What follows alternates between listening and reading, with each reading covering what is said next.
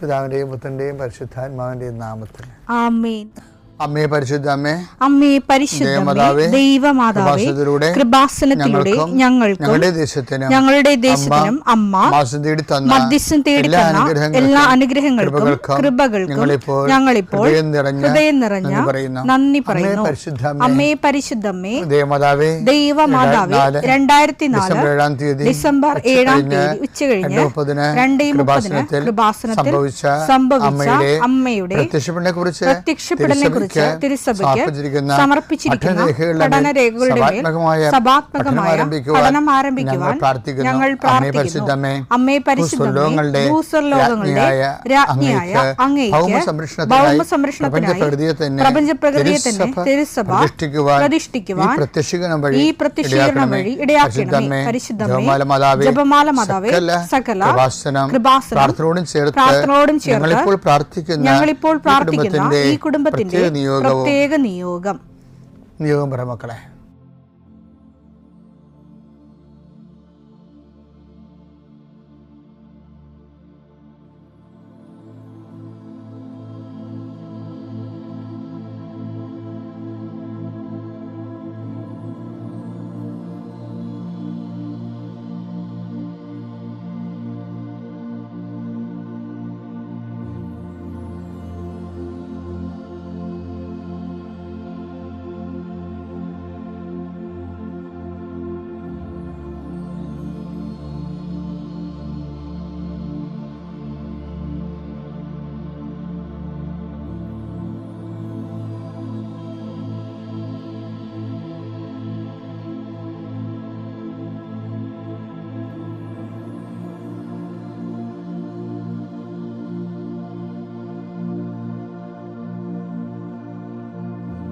അമ്മയുടെ പ്രത്യക്ഷീകരണത്തിന്റെ ഈ അനുഗ്രഹവേളയിൽ ഞങ്ങൾക്ക് സാധിച്ചു തരുവാൻ കനിയണമേ. ആമേൻ. വിശ്വാസ പ്രമാണം. സർവശക്തനായ പിതാവും ആകാശത്തിന്റെയും ഭൂമിയുടെയും സൃഷ്ടാവുമായ ദൈവത്തിൽ ഞാൻ വിശ്വസിക്കുന്നു.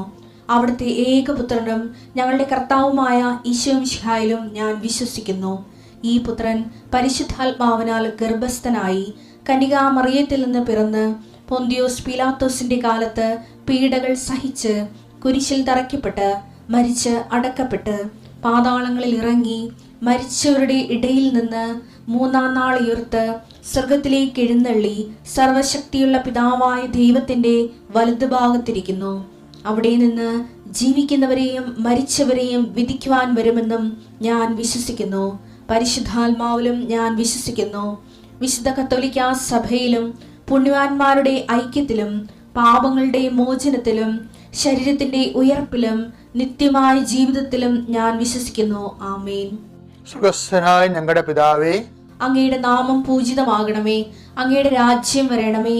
അങ്ങയുടെ തിരുമനസ് സ്വർഗത്തിലെ പോലെ ഭൂമിയിലും ആകണമേ. അന്നു വേണ്ടുന്ന ആഹാരം ഇന്ന് ഞങ്ങൾക്ക് തരണമേ.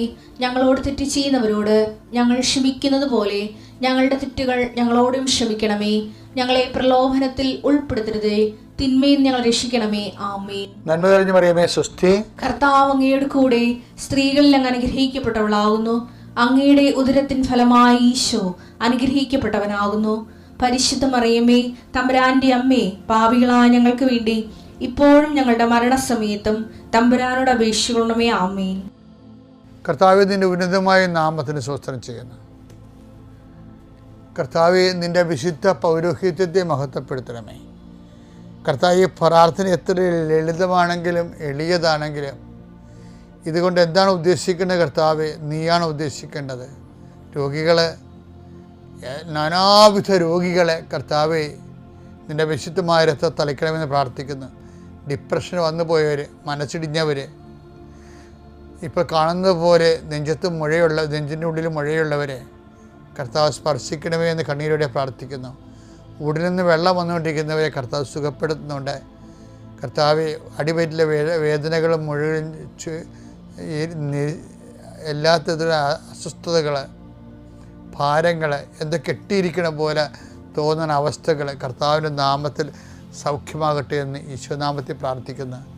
കർത്താവ്, ഇന്ന് ജോലി അന്വേഷിച്ച് പോകുന്നവരെ, കർത്താവ് ഓപ്പറേഷന് വേണ്ടി ഒരുങ്ങിക്കൊണ്ടിരിക്കുന്നവരെ, ഓപ്പറേഷൻ 2.5 മണിക്കൂർ ഉണ്ടാകുമെന്ന് കേട്ടപ്പോഴൊരു പ്രയാസം നേടുന്നവരെ, അതിനെക്കുറിച്ച് ഭയങ്ങൾ തോന്നുന്നവരെ, എല്ലാ ഓപ്പറേഷനുകളെയും കർത്താവിൻ്റെ നാമത്തിൽ ഞാൻ ആശീർവദിക്കുന്നു. കർത്താവ് പ്രസവത്തിലെ കുഞ്ഞിന് വെയിറ്റ് കൂടുതലാണ്, സിസേറിയൻ വേണമെന്ന് പറഞ്ഞപ്പോൾ അങ്ങനെ പറഞ്ഞിരിക്കുന്നവർ, അങ്ങനെ ഓരോരോ വിഷയത്തിൽ പ്രസവ സംബന്ധമായ വിഷയങ്ങളിൽ വിഷമിക്കുന്നവരും വേദനിക്കുകയും വീർമുട്ടുകയും ചെയ്യുന്നവരുടെ എല്ലാ ഭാരങ്ങളും മാറി മാതാവ് പ്രസവത്തിൻ്റെ ഓപ്പറേഷൻ്റെ ടൈമിൽ അല്ലെങ്കിൽ പ്രസവത്തിൻ്റെ സമയം നിൻ്റെ കൂടെ കൈകൾ പിടിച്ചുകൊണ്ട് പരിശുദ്ധ അമ്മയെ നിന്നെ ഏൽപ്പിക്കുന്നു. പിതാമ്പുത്രനും പരിശുദ്ധാത്മാവായ സർവ്വേശ്വര എന്നേക്കും ആമേൻ. എൻ്റെ പ്രിയപ്പെട്ടവർ, ഞങ്ങളെ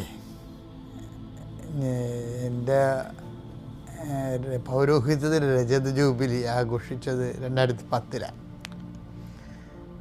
അപ്പോൾ ഞാൻ ഇസ്രയേലിൽ പോയ കാര്യം ഇടയ്ക്കൊക്കെ പറയാറുണ്ട് നിങ്ങളോട്. ഇന്നാൾ പോയായിരുന്നു തേപ്പിക്കാൻ, അതും പറഞ്ഞായിരുന്നു. അപ്പോൾ ആദ്യം പോയ സമയത്ത് നമുക്ക് ഭയങ്കര വിസ്മയമായിരിക്കുമല്ലേ. അപ്പോൾ അവിടെ ഉപ്പുപാറകൾ കാണാൻ പോയി. ലോത്തിൻ്റെ ഭാര്യയൊക്കെ ഉപ്പ് തൂണായിട്ട് നിൽക്കണമെന്ന് ബൈബിൾ പറയണ്ടല്ലേ. അപ്പോൾ നമ്മൾ ഈ ടൂറിസ്റ്റ് കൊണ്ടുപോയിട്ട് ഒരു പാറ കാണിക്കും, ഒരു ചെടുത്തിനെപ്പോലൊക്കെ നമുക്ക് തോന്നും.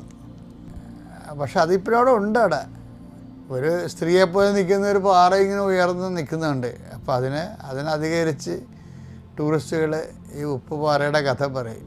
സ്വതം കുമാർ ദൈവം നശിപ്പിച്ചതും ലോത്തിൻ്റെ ഭാര്യ തിരിഞ്ഞു നോക്കിയതും അവർ ഉപ്പ് തൂണായി പോയ കാര്യമൊക്കെ പറയും. പക്ഷെ അവിടെയൊക്കെ നിറച്ച് ഉപ്പ് തൊണ്ട് കേട്ടോ, ഇങ്ങനെ മുഴുവനായിട്ട് ഉപ്പ് പാറ പോലെയുണ്ട്. അന്നേരം ഉപ്പ് പാറ കല്ല് പോലെ ഇങ്ങനെ മഞ്ഞിൻ്റെ സ്ഥലത്തൊക്കെ പോകുമ്പോൾ നമ്മൾ അന്റാർട്ടിക്കയിലൊക്കെ ചില സ്ഥലത്ത് വീഡിയോ കണ്ടിട്ടില്ലേ, ഈ മഞ്ഞിങ്ങനെ പലതരം രൂപത്തിലൊക്കെ ഇങ്ങനെ ഓരോ രൂപങ്ങളായിട്ടൊക്കെ നിൽക്കുന്നത്, അതുപോലെയൊക്കെയുള്ള ഉപ്പ് അവിടെ നിൽക്കുന്നുണ്ട് ഈ ഗലീലയിൽ, ഈ ചാവുകടലിൻ്റെ തീരത്ത്. അപ്പം അവിടുന്ന് ഉപ്പ് പൊട്ടിച്ച് കൊണ്ടുപോയി ഒരു ജെറുസലേം ദേവാലയത്തിൽ ഇടുമായിരുന്നു. അവരുടെ 2 മണിമാളിക പോലെ 2 സെറ്റപ്പ് ഉണ്ടായിരുന്നു. അതിനകത്ത് ഈ ഉപ്പുപാറ പൊട്ടിച്ചിടും. അതെന്തിനാ വെച്ച് കഴിഞ്ഞാൽ ഈ നമ്മൾ ജെറുസലേം ദേവാലയം ഇപ്പോഴും അതിൻ്റെ ഭാഗങ്ങളുണ്ടല്ലോ. അപ്പം നമ്മൾ അങ്ങോട്ട് ചെല്ലുമ്പോൾ ഈ മഞ്ഞുകാലവും മഴക്കാലമൊക്കെ ആയി കഴിഞ്ഞാൽ ആ ദേവാലയത്തിൻ്റെ വതക്കൽ നമ്മുടെ ടൈൽസ് പാകിയിട്ടുണ്ട്. നമ്മൾ ഇപ്പോഴത്തെ ടൈൽസല്ല, റോമൻ രീതി അനുസരിച്ചുള്ള താഴെ ഒരു ടൈൽസ്, വലിയ ടൈൽസ് പാകും. അപ്പം അതിൻ്റെ പുറത്തൊക്കെ ഇങ്ങനെ പൂപ്പലൊക്കെ പിടിക്കും. അപ്പോൾ ആൾക്കാർ തെന്നി വീഴും. അപ്പോൾ തെന്നി വീഴാതിരിക്കാൻ വേണ്ടി ഇവർ എന്നെ എന്നാൽ ഈ ഉപ്പ് പാറയില്ലേ, പാറയുടെ കഷ്ണങ്ങൾ അത് പൊട്ടിച്ച് ഉപ്പിൻ്റെ തരികൾ ഈ പാറപ്പുറത്ത് വിതറും വേണ്ടി. അതാണ് ഈശോയോടൊക്കെ പറയാറുണ്ടല്ലോ, നിങ്ങളിൽ ഉപ്പ് ഉണ്ടാകണം, ഉപ്പ് ഉണ്ടായാൽ മാത്രം പോരാ, ഉപ്പിന് ഉറകെട്ട് പോകരുത്, ഉപ്പിന് ഉറകെട്ട് പോയാൽ അത് പുറത്തേക്ക് വലിച്ചെറിയപ്പെട്ട് മനുഷ്യരാൽ ചവിട്ടുമെന്നൊക്കെ ഈശോ, അത് ഈ കോണ്ടസ്റ്റിൽ പറയാനാണ്. ലുക്ക 14:34 തിരുവചനങ്ങൾ. ഉപ്പ് നല്ലത് തന്നെ, എന്നാൽ ഉറകെട്ട് പോയാൽ അതിന് എങ്ങനെ ഉറകൂട്ടും? മണ്ണിനോ വളത്തിനോ അത് ഉപകരിക്കുകയില്ല. ആളുകൾ അത് പുറത്തെറിഞ്ഞു കളയുന്നു. അപ്പോൾ പുറത്തേക്ക് എറിയപ്പെടാനല്ലാതെ ഒന്നിനും അത് ഉപകരിക്കത്തില്ലെന്നാണ് പറഞ്ഞത്. അതിന് ഉറകെട്ട് പോയാൽ. അപ്പോൾ ഉപ്പിൻ്റെ ഇപ്പോൾ ഉപ്പിൻ്റെ അകത്ത് വളമുണ്ടല്ലോ. അപ്പം ഇങ്ങനെ കുറേ നാളിങ്ങനെ ഇരുന്ന് കഴിയുമ്പോൾ ഇതിൻ്റെ അതിൻ്റെ ഉപ്പത്തോ ഇല്ലേ, അതിൻ്റെ അകത്തുള്ള അതിൻ്റെ മെഡിസിൻ ക്വാളിറ്റി അല്ലെങ്കിൽ അതിൻ്റെ വളത്തിൻ്റെ മനൂർ ക്വാളിറ്റിയൊക്കെ അങ്ങ് നഷ്ടം. ക്വാളിറ്റി ഒരു പ്രധാനപ്പെട്ട വിഷയമാണ്. ഈ മനുഷ്യന് ക്വാളിറ്റി എന്ന് പറയണത് മറ്റുള്ളവരെ മനസ്സിലാക്കണമെന്ന് സഹായിക്കുന്നതുകൊണ്ട് ക്വാളിറ്റിയാണ്. മറ്റുള്ളവരെ സഹായിക്കുകയും അവരെ കാണുമ്പോൾ അവരുടെ വിഷയങ്ങൾ മനസ്സിലാക്കുകയും നമുക്ക് പറ്റുന്ന പോലെ അവരെ സഹായിക്കുകയില്ലേ, അതിനും ഈശോ ഉപ്പം തന്നെയാണ് പറയണത്. എന്നുവെച്ചാൽ ഉദാഹരണത്തിന് ഈ മത്തായി 5:13, നിങ്ങൾ ഭൂമിയുടെ ഉപ്പാണ്. ഉറകെട്ട് പോയാൽ ഉപ്പിന് എങ്ങനെ വീണ്ടും ഉറകൂട്ടും? പറ്റത്തില്ല തന്നെ പറയണതിൻ്റെ അർത്ഥമേ. എങ്ങനെ വീണ്ടും ഉറകൂട്ടും? പുറത്തേക്ക് വലിച്ചെറിഞ്ഞ് മനുഷ്യരാൽ ചവിട്ടപ്പെടാനല്ലാതെ മറ്റൊന്നിനും അത് കൊള്ളുകയില്ല. മത്തായി 5:16 അപ്രകാരം മനുഷ്യർ നിങ്ങളുടെ സൽപ്രവർത്തികൾ കണ്ട് സ്വർഗസ്ഥനായ നിങ്ങളുടെ പിതാവിനെ മഹത്വപ്പെടുത്തേണ്ടതിന് നിങ്ങളുടെ വെളിച്ചം അവരുടെ മുൻപിൽ പ്രകാശിക്കട്ടെ.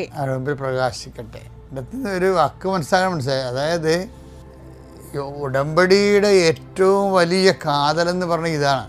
എന്താണ്? സൽപ്രവൃത്തികൾ അല്ലെങ്കിൽ കൃപാവര പ്രവൃത്തികളെന്ന് പറയും. കൃപാസന സൽപ്രവൃത്തികളെന്ന് പറയത്തില്ല.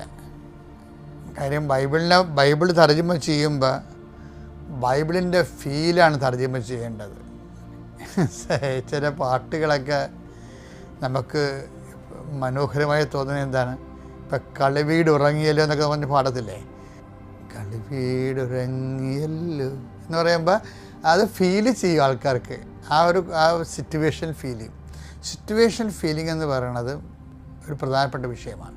ബൈബിളിൽ തർജ്ജമ ചെയ്യുമ്പോൾ സിറ്റുവേഷൻ ഫീലിംഗ് പോകരുത്. എന്താ കാര്യം വെച്ച് കഴിഞ്ഞാൽ ഇപ്പം കൃപാസനം സൽപ്രവൃത്തി എന്ന് പറയും. സൽപ്രവൃത്തി എനിക്ക് ഈ കർത്താവിന് മുമ്പ് സൽപ്രവൃത്തി ഉണ്ടായിരുന്നല്ലോ. ഇവിടെ സൽപ്രവൃത്തിക്ക് വില കുറവുണ്ട്. ആൾക്കാർക്ക് സൽപ്രവൃത്തി ഇല്ലാഞ്ഞിട്ട് കുറേ സൽപ്രവൃത്തി പഠിപ്പിക്കാനാണ് ഈശോ വന്നത്? അല്ല. കൃപാവര പ്രവൃത്തികൾ എന്ന് പറഞ്ഞാൽ എന്താണ്? ദൈവ മഹത്വത്തിൻ്റെ പ്രവൃത്തികളാണ്. അപ്രകാരം മനുഷ്യർ നിങ്ങളുടെ സൽപ്രവൃത്തികൾ കണ്ട് സ്വർഗസ്ഥനായ നിങ്ങളുടെ പിതാവിനെ മഹത്വപ്പെടുത്തേണ്ടതിന് നിങ്ങളുടെ വെളിച്ചം അവരുടെ മുൻപിൽ പ്രകാശിക്കട്ടെ. ഇതാണ് കൃപാസന സൽപ്രവൃത്തികൾ പറയത്തില്ലെന്ന് പറയണത്. എന്താ കാര്യം? പിതാവിനെ മഹത്വപ്പെടുത്തുന്ന സൽപ്രവൃത്തിയല്ല. അത് പിതാവിനെ ഒരാളിനെ മഹത്വപ്പെടുത്തണമെങ്കിൽ യേശുക്രിസ്തുവിലൂടെ പറ്റത്തുള്ളൂ. കാര്യം പിതാവിൻ്റെ കൃപ നമ്മൾക്ക് ദൃശ്യമായതും സംരഭ്യമായതും യേശുക്രിസ്തുവിലൂടെയാണ്. ഇപ്പം നമ്മൾ ചെയ്യുന്ന പ്രവൃത്തികളെല്ലാം യേശുക്രിസ്തുവിലൂടെയാണെന്ന് പ്രവർത്തിക്കുന്നത്. അത് സൽപ്രവൃത്തിയല്ല. ക്രിസ്തുവിലൂടെ പ്രവർത്തിക്കുന്ന എല്ലാ പ്രവൃത്തികളും നമുക്ക് കൃപ തരുന്ന കൃപാവര പ്രവൃത്തികളാണ്. ആ കൃപാവര പ്രവൃത്തികളെയാണ് ഈശോ പറയണത്, നിങ്ങളുടെ സത്ത് പോകരുത്. സത്ത് പോയാൽ പിന്നെ പുറത്തോട്ട് വലിച്ചെറിയേണ്ടി വരും എന്നൊക്കെ പറയണത്. ഇതിൽ ഈശോ അത് പറയണത് പറഞ്ഞില്ലേ, നിങ്ങളിൽ ഉപ്പുണ്ടായിരിക്കട്ടെ എന്നൊക്കെ ഈശോ പറയണില്ലേ? മർക്കോസ് 9:50 ഉപ്പ് നല്ലതാണ്. ഉപ്പ് നല്ലതാണ്. എന്നാൽ ഉറകട്ട് പോയാൽ പിന്നെ എന്തുകൊണ്ട് അതിന് ഉറകൂട്ടും. നിങ്ങളിൽ ഉപ്പ് ഉണ്ടായിരിക്കട്ടെ. ക്രിസ്ത്യൻ ക്വാളിറ്റേറ്റീവ് മാൻ. അത് ഉടമ്പടി അതാണ് നമ്മൾ ആവശ്യപ്പെടുന്നത്. എന്താണ്? നിങ്ങൾക്ക് നാട്ടുകാർക്കും ദൈവത്തിന് വിലയില്ലാത്ത ഒരു അവതാരം. അതിനേക്കാൾ ഉപരി യേശുക്രിസ്തുവിൻ്റെ പേരിൽ നാട്ടുകാർക്കും ദൈവത്തെ മഹത്വത്തിന് ഉപകരിക്കുന്ന ക്വാളിറ്റേറ്റീവ് ചേഞ്ച് ഒരു കവനൻ്റ് പേഴ്സണിൽ ഡെവലപ്പ് ചെയ്തെടുക്കണം. അപ്പോൾ എന്തിനാണ് ഉടമ്പടി എടുക്കണമെന്ന് ചോദിച്ചു കഴിഞ്ഞാൽ ഉടനെ പറഞ്ഞ് ജപ്തി ഉടമ്പടി മാറാണെന്ന് ചടിക്കറി പറയരുത്. ഇതിന് ഗുണപരമായ ഒരു സുവിശേഷവും ഗുണപരമായ ഒരു വ്യത്യാസം എന്നിന് വരാനും ഗുണപരമായൊരു വളർച്ചയ്ക്ക് വേണ്ടിയാണ് ഞാൻ ഉടമ്പടി ജീവിതം കണ്ടിന്യൂ ചെയ്യണത്. പ്രൈസ്. പ്രത്യക്ഷീകരണത്തിൻ്റെ സാക്ഷിയാക്കി എന്നെ ഉയർത്തിയതിനായി കോടാനുകോടി നന്ദി. ഹൃദയത്തിൽ നിന്നുള്ള കോടാനുകോടി നന്ദി. എൻ്റെ പേര് ബിന്ദു. ഞാൻ തിരുവനന്തപുരം ജില്ലയിൽ അവണാകുഴി എന്ന സ്ഥലത്ത് നിന്നാണ് വരുന്നത്. എൻ്റെ ഹസ്ബൻഡ് ഷാജി. ഞാൻ ഉടമ്പടി എടുക്കുന്നത് 1/9/2023 കൃപാസനത്തെ പറ്റി അറിഞ്ഞത് എൻ്റെ അമ്മയോട് വീടിനടുത്തുള്ളവർ പറഞ്ഞിട്ടാണ് അവരിവിടെ കൃപാസനത്തിൽ വന്ന് സഞ്ചാരി മാതാവാണ് നമ്മുടെ കുടുംബത്തിൽ വന്നിരുന്നു എന്നൊക്കെ പറഞ്ഞ് അമ്മയോട് പറയാമായിരുന്നു. അങ്ങനെ അമ്മ പറഞ്ഞിട്ടാണ് ഞാൻ ഇവിടെ, എനിക്ക് മനസ്സില്ലായിരുന്നു ഇവിടെ വരാൻ വേണ്ടി. കാരണം ഇത്രയും ദൂരത്ത് എനിക്ക് വരാൻ പറ്റത്തില്ല. വന്ന് ഉടമ്പടി എടുത്തു കഴിഞ്ഞാൽ 3 മാസത്തിലൊരിക്കൽ എനിക്ക് വരാൻ പറ്റത്തില്ല. എൻ്റെ ഹസ്ബൻഡ് കൊണ്ടുവരുമോ എന്നുള്ളൊരു സംശയം ഉണ്ടായിരുന്നു. അങ്ങനെ ഞാൻ വേണോ വേണ്ടയോ എന്ന് പറഞ്ഞാണ് ആദ്യം ഉടമ്പടി എടുക്കാൻ ഞാനിവിടെ വന്നത്. എന്നാലും ഞാൻ ഉടമ്പടി എടുത്ത് ആദ്യം 6 നിയോഗം വെച്ചതിൽ 2 നിയോഗം എൻ്റേതായിരുന്നു. ഒന്ന് എൻ്റെ കേറ്ററ്റ് പാസ്സാകുന്നതിനും, രണ്ടാമത്തത് എനിക്ക് ബ്ലീഡിങ് ഉണ്ടായിരുന്നു. ബ്ലീഡിങ് മാറുന്നതിനും, വയറുവേദന ഉണ്ടായിരുന്നു, അത് മാറുന്നതിന് വേണ്ടിയായിരുന്നു. ഈ 2 നിയോഗമായിരുന്നു എൻ്റേതായിട്ട് ഞാൻ വെച്ചിരുന്നത്. ആ 2 നിയോഗവും ഇന്ന് മാറി എനിക്ക് ഇവിടെ നിൽക്കുവാൻ സാധിച്ചു. കേട്ടിട്ട് ഞാൻ എഴുതുന്നത് ആദ്യം ഇവിടെ ഉടമ്പടി എടുക്കുന്നതിന് മുമ്പ് തന്നെ 2 പ്രാവശ്യം ഞാൻ എഴുതിയിരുന്നു. പക്ഷേ ഞാൻ തോറ്റുപോയി. 3ാമത്തെ പ്രാവശ്യമാണ് ഞാൻ കേട്ടിട്ട് എഴുതാൻ ഡേറ്റ് എടുത്ത സമയത്ത് ഇവിടെ ഉടമ്പടി എടുക്കാൻ വരുന്നത്. ഉടമ്പടി എടുത്ത് ഞാൻ കേറ്റിട്ട് എഴുതാൻ വേണ്ടി അവിടെ പോയപ്പോൾ എൻ്റെ കയ്യിൽ ഇവിടുന്ന് വെഞ്ചരിച്ച ഉപ്പ് ഉണ്ടായിരുന്നു. അതിന് ഞാൻ ഒരു നുള്ള് എൻ്റെ ഈ കയ്യിൽ ഒരു നുള്ളെടുത്തുകൊണ്ട് പോയിട്ട് എൻ്റെ ഡെസ്കിൻ്റെ പുറത്ത് രജിസ്റ്റർ നമ്പറിൽ അതിൽ വച്ച് ഒരു ശകലം ഉപ്പാണ് അതിൽ വച്ചിട്ട് ഞാൻ അതിനെ എൻ്റെ കയ്യിൽ ക്വസ്റ്റ്യൻ പേപ്പർ കിട്ടിയപ്പോൾ ആദ്യം അതിനെ എടുത്ത് അതിൽ കുരിശ് വരച്ചു. എന്നിട്ട് ഓമർ അതിൻ്റെ ഷീറ്റിലും കൂടെ ഞാൻ കുരിശ് വരച്ചിട്ട് ഞാൻ അവിടെ ഇരുന്ന് തന്നെ ഇവിടെ പ്രത്യക്ഷീകരണ പ്രാർത്ഥന ചൊല്ലുകയും എനിക്ക് ആ സമയത്ത് തന്നെ എനിക്കൊരു അദൃശ്യ ശക്തി എന്നിൽ ഉണ്ടാകുന്നത് പോലെ എനിക്ക് അനുഭവപ്പെട്ട് ഞാൻ അത് എഴുതി കഴിഞ്ഞ് എപ്പോഴും എക്സാം എഴുതി അവസാനം വരെ മാതാവിൻ്റെ സാന്നിധ്യം എൻ്റെ കൂടെ ഉണ്ടായിരുന്നു. അതെഴുതി റിസൾട്ട് വന്നപ്പോൾ ഞാൻ 2023 തന്നെ ഈ കേറ്ററ്റ് പാസ്സായി എങ്കിലും പിന്നെ ഞാൻ ഏജ് ഓവറായിരുന്നു. എനിക്ക് പിന്നെ PSC എക്സാം എഴുതാൻ പറ്റില്ല. ഞാൻ പ്രാർത്ഥിച്ചത് എവിടെയെങ്കിലും ഒരു പ്രൈവറ്റായിട്ട് സ്കൂളിലെങ്കിലും എനിക്ക് കിട്ടിയിരുന്നെങ്കിൽ എന്ന് പറഞ്ഞ് ഞാൻ പ്രാർത്ഥിച്ചായിരുന്നു. ഞാൻ അങ്ങനെ DD ഓഫീസിൽ പോയി, എല്ലാ സ്കൂളുകളിൽ പോയി, എല്ലായിടവും ഞാൻ കയറി ഇറങ്ങിയെങ്കിലും അവിടെ ഇൻ്റർവ്യൂവിന് ചെല്ലുമ്പോഴത്തേക്കും ഒന്നേ റാങ്ക് ലിസ്റ്റിലുള്ളവരെ എടുക്കുമായിരുന്നു, അല്ലെങ്കിൽ അടുത്തുള്ളവരെ അവർക്കാണ് മുൻഗണന കൊടുക്കുമായിരുന്നു. എനിക്ക് കിട്ടിയില്ല. 2024 മൊത്തവും ഞാൻ കയറി ഇറങ്ങിക്കൊണ്ടിരുന്നു സ്കൂളുകളിൽ. കിട്ടിയില്ല. അങ്ങനെ പക്ഷേ അവിടെ എല്ലാം ഡെയിലി വേജസ് ആയിട്ട് എടുത്തെല്ലാം സ്ഥിര പോസ്റ്റ് എല്ലാവർക്കും കൊടുത്തായിരുന്നു. റാങ്ക് ലിസ്റ്റിലുള്ളവരെ എടുത്തായിരുന്നു. അതിന് ശേഷമാണ് ഞാൻ പിന്നെ 2024 കംപ്ലീറ്റ് ഞാൻ കയറി ഇറങ്ങി സ്കൂളുകളിൽ. 2025 ആയപ്പോഴത്തേക്കും ഞാൻ ഒരിടവും പോയില്ല. ഇനി എനിക്ക് ജോലി കിട്ടില്ല എന്ന് പറഞ്ഞത്. അങ്ങനെ ഇരുന്നപ്പോഴാണ് 2024 ഡിസംബർ ആയപ്പോൾ എനിക്ക് 2 എക്സാമിന് അയക്കാൻ പറ്റുമായിരുന്നു. ഒന്ന് ഇടുക്കിക്കും ഒന്ന് കാസർഗോഡിനും. ആ ഇടുക്കി എക്സാം എഴുതിയിട്ട് ഞാൻ വീട്ടിൽ വന്ന് പറഞ്ഞ്, ചേട്ടാ ഇത് ഉറപ്പായിട്ട് എനിക്ക് റാങ്ക് ലിസ്റ്റിൽ വരും, അത്ര എളുപ്പമുണ്ടായിരുന്നു എന്ന് പറഞ്ഞായിരുന്നു. അത് പക്ഷേ ലിസ്റ്റിൽ പോലും എൻ്റെ പേര് വന്നിട്ടില്ലായിരുന്നു. അതങ്ങ് കളഞ്ഞു. പിന്നെ ഇനി കാസർഗോഡ് ഒരു വേക്കൻസിയാണ്. പിന്നെ ഇനി എനിക്ക് കിട്ടില്ല. പിന്നെ അങ്ങനെ ഇരുന്ന് ഭയങ്കര വിഷമമൊക്കെ ആയിരുന്നു. അതൊക്കെ കളഞ്ഞ് ഇനി എനിക്ക് മാതാവിൻ്റെ ഒരു സാന്നിധ്യമില്ലാതെ എനിക്ക് ഒരു പ്രൈവറ്റായിട്ടെങ്കിലും ഒരു ജോലി കിട്ടിയെങ്കിൽ, സാന്നിധ്യം ഉണ്ടെങ്കിൽ മാത്രമേ ഒരു പ്രൈവറ്റായിട്ടെങ്കിലും ഒരു ജോലി കിട്ടുമുള്ളൂ എന്ന് പറഞ്ഞ് ഞാൻ പിന്നെ ഒരിടവും പോയില്ല. പ്രാർത്ഥനയിൽ അങ്ങ് തുടർന്നുകൊണ്ടിരുന്നു. ഈ ഉടമ്പടിയും പുതുക്കി പ്രാർത്ഥനയിൽ തുടർന്നുകൊണ്ടിരുന്ന് അങ്ങനെ അപ്പോഴാണ് ആഗസ്റ്റ് 2025 ആഗസ്റ്റ് ആയപ്പോൾ, ആഗസ്റ്റ് മാസത്തിൽ എക്സാം വന്നു. ആ കാസർഗോഡുള്ള എക്സാം എഴുതി. എനിക്ക് കാത്തിരിക്കേണ്ടി വന്നില്ല.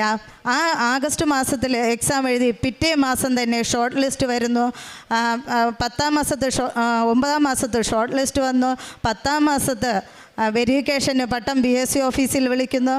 11ാം മാസമായപ്പോൾ എനിക്ക് ഇൻ്റർവ്യൂ ആയി. ഡിസംബർ 24-ാം തീയതി റാങ്ക് ലിസ്റ്റും വന്നു. എനിക്ക് 2ാം റാങ്കായിരുന്നു. ആദ്യം നോക്കിയപ്പോൾ പിന്നെ എനിക്ക് തോന്നി 4ാം റാങ്കെന്ന്. പക്ഷേ പിന്നെ അത് എൻ്റെ സീരിയൽ നമ്പറായിരുന്നു. റാങ്ക് നോക്കിയപ്പോൾ എൻ്റെ 2ാം റാങ്കായിരുന്നു എൻ്റെ പേര് കിടന്നിരുന്നത്. അങ്ങനെ 2ാം റാങ്ക് ലഭിച്ചു. പക്ഷേ അവിടെ ഒരേ ഒരു വേക്കൻസിയാണ് ഉണ്ടായിരുന്നത്. ആ ഒരു വേക്കൻസി ഉണ്ടായിരുന്നിടത്ത് മാതാവ് 2025 ആയപ്പോഴത്തേക്കും ഒരു വേക്കൻസി ഇവിടെ കൊണ്ടുവന്നത് ഞാൻ അറിഞ്ഞില്ലായിരുന്നു. ഞാൻ വെരിഫിക്കേഷന് പോയപ്പോഴാണ് അറിയുന്നത്, പട്ടത്ത് പോയപ്പോഴാണ് അറിയുന്നത് 2 വേക്കൻസി ഉള്ളതായിട്ട് ഞാൻ അറിയുന്നത്. അപ്പോൾ ഞാൻ അവിടെ വന്നാണ്ട് എനിക്ക് ഇതിൻ്റെ ഈ വെരിഫിക്കേഷൻ സമയത്ത് ഒരുപാട് പ്രശ്നങ്ങളുണ്ടായിരുന്നില്ല. അവിടെ എല്ലാം എൻ്റെ മാതാവിൻ്റെ സാന്നിധ്യം അവിടെ എൻ്റെ കൂടെ ഉണ്ടായിരുന്നു. എൻ്റെ പേരിൽ സ്പെല്ലിങ് തെറ്റ്, ഒരു സർട്ടിഫിക്കറ്റിൽ സ്പെല്ലിങ് തെറ്റുണ്ടായിരുന്നു. അതൊക്കെ തിരുത്താൻ വിമൻസ് പോളിടെക്നിക്കിൽ പോയപ്പോൾ അവിടെ നിന്നൊക്കെ മാതാവിൻ്റെ സാന്നിധ്യം എൻ്റെ കൂടെ ഉടനീളം അനുഭവപ്പെട്ടുകൊണ്ടിരുന്നു. അങ്ങനെ അതെല്ലാം സബ്മിറ്റ് ചെയ്തു. അങ്ങനെയാണ് 2ാം റാങ്ക് ലിസ്റ്റിൽ വന്നത്. ഡിസംബർ ആയപ്പോൾ റാങ്ക് ലിസ്റ്റിൽ വരുന്നു. ജനുവരി ആയപ്പോൾ എനിക്ക് അഡ്വൈസ് മമ്മ വന്നു. ഫെബ്രുവരി 25-ാം തീയതി ഞാൻ ജോയിൻ ചെയ്തു. കാസർഗോഡ് GHSS പൈവേളിക് നഗർ സ്കൂളിൽ ടീച്ചറായി ഞാൻ ഇന്ന് ജോലി ചെയ്യുന്നു. ഞാൻ ഇവിടെ വന്ന് സാക്ഷ്യം പറഞ്ഞിട്ട് പോകണം എന്നായിരുന്നു എൻ്റെ ആഗ്രഹമെങ്കിലും പക്ഷേ എനിക്കപ്പോഴേ വരാൻ സാധിച്ചില്ല. എൻ്റെ വരാൻ എന്ന് വെച്ചാൽ ഞാൻ അപ്പോഴും പെട്ടെന്നങ്ങ് ഹോസ്പിറ്റലിലായിപ്പോയി, തലകറക്കം മൂലം പെട്ടെന്ന് ഹോസ്പിറ്റലിലായിപ്പോയി. പിന്നെ അവിടെ ചെന്ന് ജോയിൻ ചെയ്തിട്ട് 24-ാം തീയതി ജോയിൻ ചെയ്തിട്ട് ഉടനെ തന്നെ 3 ദിവസത്തെ ലീവ് എടുത്ത് ഞാൻ അവിടെ നിന്ന് നേരെ പോകുന്നത് ഇവിടെയാണ്. ഇവിടെ വന്നപ്പോഴും എനിക്ക് ഭയങ്കര തലകറക്കം, നിൽക്കാൻ പറ്റുന്നില്ലാത്തതുകൊണ്ട് സിസ്റ്റർ പറഞ്ഞു നല്ല സുഖമായിട്ട് വന്ന് സാക്ഷ്യം പറഞ്ഞാൽ മതി. അങ്ങനെയാണ് ഞാൻ ഇന്ന് സുഖമായതിന് ശേഷം ഇന്ന് വന്ന് സാക്ഷ്യം പറഞ്ഞ് എൻ്റെ ഇത് എനിക്കൊരിക്കലും ഞാൻ 97-98 കാലയളവിൽ പഠിച്ച ഞാനാണ്. എനിക്കൊരിക്കലും ഒരു ഗവൺമെൻറ് ജോലി എനിക്ക് കിട്ടില്ല എന്നും എനിക്ക് ഉറപ്പായിരുന്നു. പക്ഷേ എൻ്റെ മാതാവ് അവിടെയും എന്നെ 2ാം റാങ്കും തന്നു. രണ്ടാമത്തെ ഒരു വേക്കൻസിയും കൊണ്ടുവന്നു. ആദ്യത്തെ രണ്ട് പേരെയും അപ്പോൾ അവിടെ ജോയിൻ ചെയ്ത് കഴിഞ്ഞു. അങ്ങനെ എൻ്റെ 1ാമത്തെ ഏറ്റവും വലിയ സാക്ഷ്യമായി ഞാൻ കരുതുന്നു. 2ാമത്തെ സാക്ഷ്യം എനിക്ക് ബ്ലീഡിങ് ഉണ്ടായിരുന്നു, അതിനൊപ്പം വയറുവേദനയും. അപ്പോഴെല്ലാം ഞാൻ പ്രാർത്ഥിച്ചു. എനിക്ക് ഷോർട്ട് ലിസ്റ്റിൽ വന്നപ്പോൾ തന്നെ ഞാൻ പ്രാർത്ഥിച്ചിരുന്നു, എനിക്കൊരു ജോലി കിട്ടിയാൽ എനിക്ക് പോകാൻ സാധിക്കില്ലല്ലോ. എനിക്ക് ഈ വയറുവേദനയും ബ്ലീഡിങ്ങും മാറിയാൽ മാത്രമേ എനിക്ക് പോകാൻ സാധിക്കുകയുള്ളൂ. അങ്ങനെ ഇരുന്ന് ഞാൻ എപ്പോഴും ഇവിടെ പ്രാർത്ഥിക്കും. രാവിലെ വന്നു കഴിഞ്ഞാൽ നമ്മളിവിടെ ഉടമ്പടി പുതുക്കിയതിന് ശേഷം 4 മണി കഴിഞ്ഞതിന് ശേഷം മാത്രമേ ഇവിടെ നിന്ന് പോകുകയുള്ളൂ. അപ്പോൾ ഞാൻ ഇവിടെ ഇരുന്ന് അച്ഛൻ കൈവയ്പ്പ് പ്രാർത്ഥനയിൽ എല്ലാ പ്രാവശ്യം വരുമ്പോഴും പ്രാർത്ഥിച്ചുകൊണ്ട് എനിക്കൊരു കൈവയ്പ്പ് കിട്ടിയിരുന്നെങ്കിൽ, അച്ഛൻ്റെ തിരുവസ്ത്രത്തിൽ ഒന്ന് തൊടാൻ കഴിഞ്ഞിരുന്നില്ലെങ്കിൽ എനിക്ക് എൻ്റെ ബ്ലീഡിങ്ങും വയറുവേദനയും മാറുമായിരുന്നു എന്ന് പറഞ്ഞ് പല ദിവസം ആഗ്രഹിച്ചെങ്കിലും പിന്നെ ഞാൻ മാതാവിനോട് പറഞ്ഞ് എന്നെക്കാട്ടിലും അസുഖമുള്ളവരിവിടെ ഉണ്ടല്ലോ, അവർക്കാണ് അച്ഛൻ്റെ കൈവയ്പ്പ് ആവശ്യം എന്ന് മനസ്സിൽ വിചാരിച്ചിട്ട് ഞാൻ അങ്ങ് പോവുകയായിരുന്നു പതിവ്. അങ്ങനെ ഇരുന്നപ്പോഴാണ് കഴിഞ്ഞതിൻ്റെ അങ്ങേ പ്രാവശ്യം വന്നപ്പോൾ എനിക്ക് അതികഠിനമായ വയറുവേദനയായിട്ട് ഞാൻ ഇവിടെ ഇരിക്കുന്നുണ്ടെങ്കിലും ഞാൻ ഇവിടെ അച്ഛൻ്റെ കൈവയ്പ്പ് നടന്നുകൊണ്ടിരുന്നത് പ്രാർത്ഥിച്ച് അപ്പോഴെല്ലാം മാതാവേ എനിക്ക് ഒരു കൈവയ്പ്പ് കിട്ടിയിരുന്നെങ്കിൽ എൻ്റെ വയറുവേദന മാറുമെന്ന്, ഞാൻ തിരുവസ്ത്രത്തിലെങ്കിലും തൊടാൻ പറ്റിയിരുന്നെങ്കിൽ എൻ്റെ വയറുവേദന മാറുമെന്ന് ഞാൻ പൂർണ്ണമായും വിശ്വസിക്കുന്നു എന്ന് പറഞ്ഞിട്ട് ഞാൻ ഇവിടെ ഇരുന്നു. അപ്പോഴാണ് ഇവിടെ തിരക്ക് കുറഞ്ഞ ആളൊഴിഞ്ഞതും എൻ്റെ കയ്യിൽ എംപ്ലോയ്മെൻറ്റിൽ വന്ന ഒരു കാർഡുണ്ടായിരുന്നു. അതിനെ ഞാൻ അവിടെ കൊടുത്ത് ഇവിടെ നിന്ന് ചോദിച്ചപ്പോൾ പറഞ്ഞ് പെട്ടെന്ന് അത് കൊണ്ട് കാണിക്കുക എന്ന് പറഞ്ഞ് അച്ഛൻ ഇപ്പോൾ പോകുമെന്ന് പറഞ്ഞ് ഞാൻ പെട്ടെന്ന് ഓടിപ്പോയി അവിടെ കൊണ്ട് കാണിച്ചത്. ഒരു ലെറ്റർ ഞാനിവിടെ കൊണ്ട് കാണിക്കുകയും അച്ഛൻ ഇവിടെ വച്ച് പ്രാർത്ഥിച്ചിട്ട് അച്ഛൻ എന്നോട് പറഞ്ഞത്, മോളെ എന്താണോ നിൻ്റെ ആവശ്യം അത് നിറവേറട്ടെ. ഞാൻ പ്രാർത്ഥിച്ചത് ജോലി കിട്ടാനല്ല, ഞാൻ പ്രാർത്ഥിച്ചത് എൻ്റെ വയറുവേദനയും ബ്ലീഡിങ്ങും മാറാനാണ് ഞാൻ അന്ന് ഇവിടെ ഇരുന്ന് പ്രാർത്ഥിച്ചത്. അത് 100% എനിക്ക് മാറ്റിത്തന്ന എൻ്റെ കൃപാസന മാതാവിനും അമ്മയ്ക്കും കോടാനുകോടി നന്ദി. എൻ്റെ ഈ ഏജ് ഓവറായ പ്രായത്തിൽ എനിക്ക് ഈ ഗവൺമെൻറ് ജോലിയും തന്ന് എനിക്ക് ജോലിക്ക് പോകാൻ ഇത്രയും ശക്തിയും കൃപയും തന്ന എൻ്റെ മാതാവിന് കോടാനുകോടി നന്ദി. എൻ്റെ പ്രേക്ഷിത പ്രവർത്തനങ്ങൾ ഞാൻ 2023 ഞാൻ പത്രം വായിച്ച് ഇവിടെ നിന്ന് വാങ്ങിക്കൊണ്ട് പോകുമായിരുന്നു. പക്ഷേ ഞാൻ ആ പത്രം എനിക്ക് ഒരു ദിവസം പോലും വച്ചിരിക്കേണ്ടി വരില്ല. ഞാൻ കൊണ്ട് നടന്ന് എല്ലായിടവും കൊടുക്കുമായിരുന്നു. ഞാൻ PSC ഓഫീസിൽ പോകുമ്പോൾ അവിടെ കൊടുക്കും, അല്ലാതെ എവിടെ പോകണോ അവിടെയെല്ലാം കൊടുക്കും. പിന്നെ തൊഴിലുറപ്പ് സൈറ്റുകളിൽ എല്ലായിടവും എവിടെയാണോ ഞാൻ പോകുന്നത് അവിടെ കൊണ്ട് നടന്ന് ഞാൻ പത്രം കൊടുക്കും. പിന്നെ അല്ലാതെ ഞാൻ ഹോസ്പിറ്റലുകളിൽ പൊതിച്ചോറ് കൊണ്ടുവന്ന് കൊടുക്കുമായിരുന്നു. അങ്ങനെയൊക്കെ ചെയ്യുമ്പം പിന്നെ ഞാൻ അച്ഛൻ്റെ ധ്യാന പ്രസംഗം ഞാൻ മുടങ്ങാതെ അത് കേൾക്കുമായും രാവിലത്തെ ഉടമ്പടി പ്രാർത്ഥന സായാഹ്ന പ്രാർത്ഥന ഇതെല്ലാം ഞാൻ മുടങ്ങാതെ ചെയ്യാറുണ്ട്. എനിക്ക് എൻ്റെ കുടുംബത്തിൽ അല്ലെങ്കിൽ അത്ര നമ്മുടെ നമ്മൾ കുടുംബ പ്രാർത്ഥന വിശ്വാസമില്ലാതെ ഇരുന്ന ഒരു പ്രാർത്ഥനയായിരുന്നു. പക്ഷേ ഈ ഉടമ്പടി എടുത്തത് മുതൽ ഞങ്ങളുടെ കുടുംബത്തിൽ വിശ്വാസത്തോടെയുള്ള ഒരു പ്രാർത്ഥന ഉണ്ടാക്കുവാൻ ഞങ്ങളുടെ കുടുംബത്തിന് എനിക്കും എൻ്റെ കുടുംബത്തിന് സാധിക്കുന്നുണ്ട്. ഇന്ന് വരെ മുടങ്ങാതെ ആ പ്രാർത്ഥന ചൊല്ലുവാനും എനിക്ക് സാധിക്കുന്നുണ്ട്. അച്ഛൻ്റെ ഈ ധ്യാന പ്രസംഗം ഞാൻ സ്റ്റാറ്റസ് ഇടുന്നുണ്ട്. ബൈബിൾ വായനയും ജപമാലയും കൃത്യമായി അത് ചെയ്യാറുണ്ട്. എല്ലാം എൻ്റെ കൃപ കൊണ്ടല്ല ലഭിച്ചത്, എൻ്റെ 100% എൻ്റെ പരിശുദ്ധ അമ്മയുടെ കൃപ കൊണ്ടാണ് എനിക്ക് നൽകിയതെന്ന് ഞാൻ ഇന്ന് ഈ അമ്മയുടെ പ്രത്യക്ഷീകരണത്തിൻ്റെ സാക്ഷിയാക്കി ഉയർത്തിയതെന്ന് ഞാൻ പൂർണ്ണമായും വിശ്വസിക്കുന്നു. Not by merit but by grace എന്നുള്ള അച്ഛൻ്റെ വചനത്തിൽ ഞാൻ വിശ്വസിക്കുന്നു. എന്നെ പ്രത്യക്ഷീകരണത്തിനായിട്ട് ഉയർത്തിയതിന് കോടാനുകോടി നന്ദി പറയുന്നു. എന്നെ ഈ പ്രത്യക്ഷീകരണത്തിൻ്റെ സാക്ഷിയാക്കി ഉയർത്തിയതിന് കോടാനുകോടി നന്ദി. ഇനിയും നിത്യത വരെയും ഞാൻ ഉടമ്പടിയിൽ ഞാനിതിപ്പം 9ാമതാണ് പുതുക്കുന്നത്. ഇന്നത്തോടെ 9ാമത്തെ പുതുക്കലാണ്. എൻ്റെ കുടുംബത്തിന് ഞാൻ ജീവിക്കുന്ന നാളത്രയും ഉടമ്പടിയിലായിരിക്കുന്നതിന് നമ്മുടെ കുടുംബത്തിൽ പ്രത്യക്ഷീകരണത്തിൻ്റെ കുടുംബത്തോടെ വന്ന് ഇവിടെ സാക്ഷ്യം പറയുന്നതിനും ഞാൻ പൂർണ്ണമായും 100% വിശ്വസിക്കുന്നു. കർത്താവേ, അങ്ങയുടെ അനുഗ്രഹങ്ങൾ എത്ര വിപുലമാണ്. തൻ്റെ ഭക്തർക്ക് വേണ്ടി അവിടുന്ന് അവ ഒരുക്കി വച്ചിരിക്കുന്നു. അങ്ങയിൽ അഭയം തേടുന്നവർക്ക് അവ പരസ്യമായി നൽകുന്നു. സങ്കീർത്തനം 31:19 വചനമാണ്. ദൈവത്തെ ഭയപ്പെടുകയും അവനിൽ ആശ്രയിച്ച് ജീവിക്കുകയും ചെയ്യുന്നവർക്കായി ദൈവം അനുഗ്രഹങ്ങൾ ഒരുക്കി വച്ചിരിക്കുകയാണ്.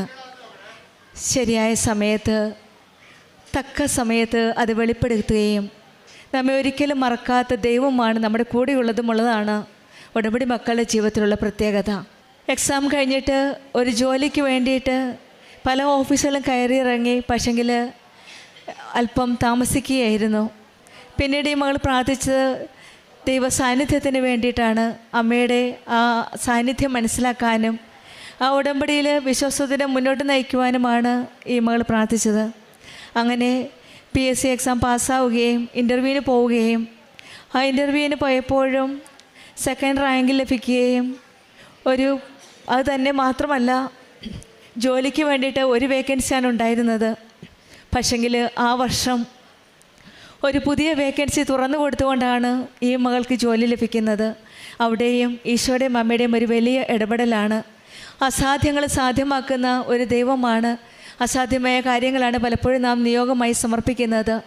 ഇതുതന്നെയാണ് ഒരു വേക്കൻസി ഇല്ലാത്ത ഒരു സ്ഥലത്ത്, ഒരു പ്ലേസിൽ പുതിയ ഒരു വേക്കൻസി ഉണ്ടാക്കി ജോലി നൽകിയ ഒരു കൃപയുടെ ഒരു അനുഗ്രഹത്തിൻ്റെ ഒരു സാക്ഷ്യമാണ് ഈ മകൾ നമ്മളോട് സാക്ഷ്യപ്പെടുത്തുന്നത്. ഏജ് ഓവറായ ഈ മകൾക്ക് ഒരു ഗവൺമെൻറ് ജോലി ഒരു പ്രതീക്ഷയുമില്ലായിരുന്നു. സ്വപ്നം പോലും കാണുവാൻ സാധിക്കാത്തതാണ്. സാധാരണ ഒരു പ്രൈവറ്റ് ജോലിയാണ് ആഗ്രഹിച്ചത്. പക്ഷെങ്കിൽ ഇവിടെ വചനം പറയുന്നത് പോലെ അങ്ങയുടെ അനുഗ്രഹങ്ങൾ എത്ര വിപുലമാണ്. തൻ്റെ ഭക്തർക്ക് വേണ്ടി അവിടുന്ന് അവ ഒരുക്കി വച്ചിരിക്കുന്നു. ഒരു പക്ഷേ ഈ വചനം ഉടമ്പടി മക്കളുടെ ജീവിതത്തിൽ വളരെ വ്യക്തമാണ്. തൻ്റെ ഭക്തർക്ക് വേണ്ടി അവ ഒരുക്കി വച്ചിരിക്കുന്നതാണ്. വേക്കൻസി ഇല്ലാത്ത ഒരു പ്ലേസിൽ വേക്കൻസി ഒരുക്കി വെച്ച ഒരു ദൈവമാണ് നമ്മുടെ കൂടെയുള്ളത്. കൃപാസനം അമ്മയുടെ ഒരു സാന്നിധ്യമാണ് നമ്മുടെ കൂടെയുള്ളത്. അങ്ങനെയാണ് ഈ മകൾക്ക് സീനിയർ ടീച്ചറായിട്ട് ജോലി ലഭിക്കുകയും ആ മകൾ സാക്ഷ്യപ്പെടുത്തുന്നത് not by merit but by grace ആണ്. കാരണം ഏജ് ഓവർ ആയതുകൊണ്ട് ഒരു ചാൻസുമില്ല എനിക്ക് കിട്ടാൻ, വേക്കൻസിയും ഇല്ല. പക്ഷെങ്കിൽ ഇവിടെ വേക്കൻസി നൽകി ഒരു ജോലി ലഭിച്ചെങ്കിൽ ഇത് ദൈവത്തിൻ്റെ ഒരു കൃപയാലാണ്. Not by merit but by grace, ദൈവത്തിൻ്റെ വലിയ ഒരു കൃപയാൽ മാത്രമാണ്. Otherwise it is not. അല്ലെങ്കിൽ ഇത് ഒരു ജോലി കിട്ടുവാനുള്ള ഒരു പോസിബിലിറ്റിയും ഇല്ലായിരുന്നു. ഇവിടെയെല്ലാം പിന്നെ ഉണ്ടായിരുന്നത് ഈ മകളുടെ ബ്ലീഡിംഗ് ആണ്. 10 വർഷമുണ്ടായിരുന്ന ബ്ലീഡിങ്. അത് ഈ മകൾ പ്രാർത്ഥിച്ചത് അച്ഛനെ ഒന്ന് കണ്ട് ബ്ലെസ്സിങ് മേടിക്കണം. കാരണം പലർക്കും അച്ഛൻ്റെ കൈവപ്പ് ശുശ്രൂഷ വഴി രോഗസൗഖ്യം ലഭിച്ചതായിട്ട് ഈ മകൾക്ക് പൂർണ്ണ വിശ്വാസമുണ്ട്.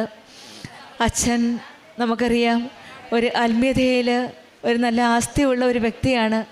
40 വർഷത്തെ പൗരോഹിത്യ ജീവിതത്തിൻ്റെ ആത്മീയത, ത്യാഗപൂർണമായ ഒരു പൗരോഹിത്യ ജീവിതം, ചെറുപ്പം മുതലേ അമ്മയോട് ചേർന്ന് നിന്നുള്ള ഈശോയുടെ അമ്മയെ അടുത്തറിഞ്ഞ ഒരു വ്യക്തി. ഒരു പക്ഷേ ആ ആത്മീയ ആസ്തിയിലാണ് പരിശുദ്ധ അമ്മ കൃപാസനമമ്മ ഈ ആലയത്തിൽ വന്നത്. അങ്ങനെയുള്ള ആ വിശ്വാസത്തോടെയാണ് ഈ മകള് അച്ഛൻ്റെ കൈവപ്പ് ശുശ്രൂഷയ്ക്ക് വേണ്ടി ആഗ്രഹിച്ചത്. ആഗ്രഹപ്രകാരം തന്നെ നമ്മുടെ ഓരോ ചെറിയ ചെറിയ ആഗ്രഹം പോലും അമ്മ മനസ്സിലാക്കുന്നുണ്ട്. അങ്ങനെ ഈ മകളുടെ ആഗ്രഹവും കയ്യിലുണ്ടായിരുന്ന ഒരു ഡോക്യുമെൻറ്റുമായിട്ട് ജോലിക്കെന്ന ഒരു രീതിയിലാണ് പ്രാർത്ഥിക്കാൻ ചെന്നത്. പക്ഷേ അക്കാര്യവും ആ പരിശുദ്ധ അമ്മ തന്നെയാണ് അച്ഛന് വെളിപ്പെടുത്തി കൊടുത്തത്. ഈ മകൾക്ക് ഡോക്യുമെൻ്റ് ഇല്ലാത്തതുകൊണ്ട് ജോലിക്ക് വേണ്ടി പ്രാർത്ഥിക്കാമെന്ന രീതിയിലാണ് ചെന്നത്. പക്ഷേങ്കിൽ പരിശുദ്ധ അമ്മ കൃപാസന അമ്മ എല്ലാ കാര്യവും അമ്മ അച്ഛനോട് വെളിപ്പെടുത്തുന്നുണ്ട്. ജോസഫ് അച്ഛൻ ചോദിച്ചത് എന്താണോ നിൻ്റെ ആവശ്യം അത് നിറവേറട്ടെ എന്നാണ് ജോസഫ് അച്ഛൻ പറഞ്ഞത്. ആ നിമിഷം ഈ മകൾ പ്രാർത്ഥിച്ചത് ബ്ലീഡിങ് സ്റ്റോപ്പാകാനായിട്ടാണ്. 10 വർഷമുണ്ടായിരുന്ന ബ്ലീഡിംഗ് ആണ്. ആ നിമിഷത്തിൽ ജോസഫ് അച്ഛൻ്റെ കൈവപ്പ് ശുശ്രൂഷ വഴി ആ നിമിഷത്തിൽ അതിന് രോഗസൗഖ്യം ലഭിച്ചത്. സമയചുരുക്കത്തിൻ്റെ അമ്മ സമയഘടികാരം നെഞ്ചിൽ ചാർത്തി ദുരന്തം വരാൻ പോകുന്നു എന്ന് പറഞ്ഞ അമ്മയാണ് നമ്മുടെ ഓരോ കാര്യത്തിലും മുൻപിലും പിറകിലും നിൽക്കുന്ന അമ്മ. ആ അമ്മയുടെ വെളിപ്പെടുത്തലിലൂടെയാണ് അച്ഛൻ ആ വാക്ക് പറഞ്ഞത്.